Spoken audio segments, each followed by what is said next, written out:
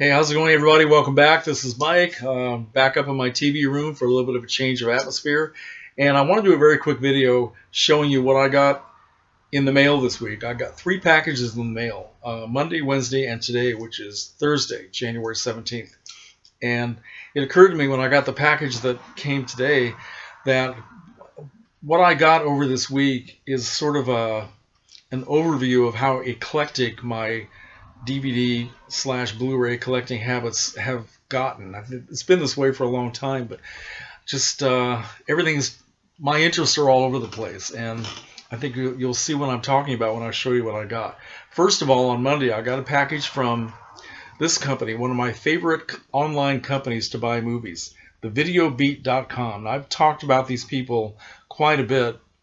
They put out DVD-Rs of very obscure films about teenage life in the 1960s and the 1950s, juvenile delinquents, romantic films, drag strip films, even some horror films, and they put out TV shows. They have old musical TV shows from the 60s like Shindig and Hullabaloo. So for someone like me who remembers a lot of that stuff and celebrates that era, I buy a lot of stuff from these people. And so I know a lot of you aren't terribly interested in these movies, but let me show you what I got from the Video Beat this week. First of all, I got a film from 1956 called Rock Pretty Baby, which is a film about, well, John Saxon and Sal Mineo are in this film. Sal Mineo, the Switchblade Kid, they're trying to start a rock and roll band. So it's filled with good rock and roll music, teenage trouble with parents and romance and all this wonderful stuff. Just a lot of fun. Another one is sort of along the same lines from 1963, The Young Swingers, a film I never even heard of and never saw, with a teen idol who was a teen idol for about maybe 15 minutes, a guy named Rod Lauren, probably somebody none of you remember. But this is also a musical film about a group of young people that are trying to run a musical nightclub that plays hootenanny type music, do you remember that word, and some jazz, and it's just a lot of fun. Young people clashing with older people who don't get what they're trying to do and all that sort of thing. And finally, from the year 1951, this is a film I've never seen called On the Loose, which is another teenage film, pre-rock and roll era, about a young girl who goes bad because she has parents who don't care about her. So anyway, that looks like a lot of fun. So that was Monday. Now, yesterday, I got a package from Kino Lorber. Now, a lot of you know about this company. They put out a lot of very eclectic type films and always a good product. So I got a couple of things in the film noir category.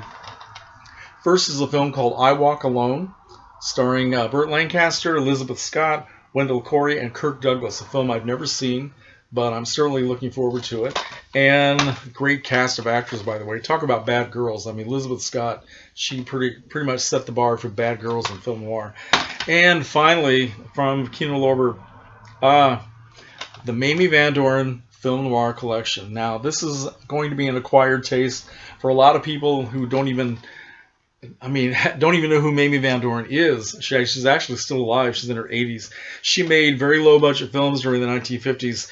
In the 1950s, when you had beautiful, sexy, buxom blondes, you had the number 1, which was Marilyn Monroe, number 2, which was Jane Mansfield, who was sort of a parody of Marilyn Monroe, and she knew it while she was doing it. And number 3 was Mamie Van Doren, who was kind of a low-budget microcosm of the first 2, but she was also a good singer, a fairly good dancer, and not a bad actress, even though she played in mostly low-budget exploitation type films. So this has 3 films.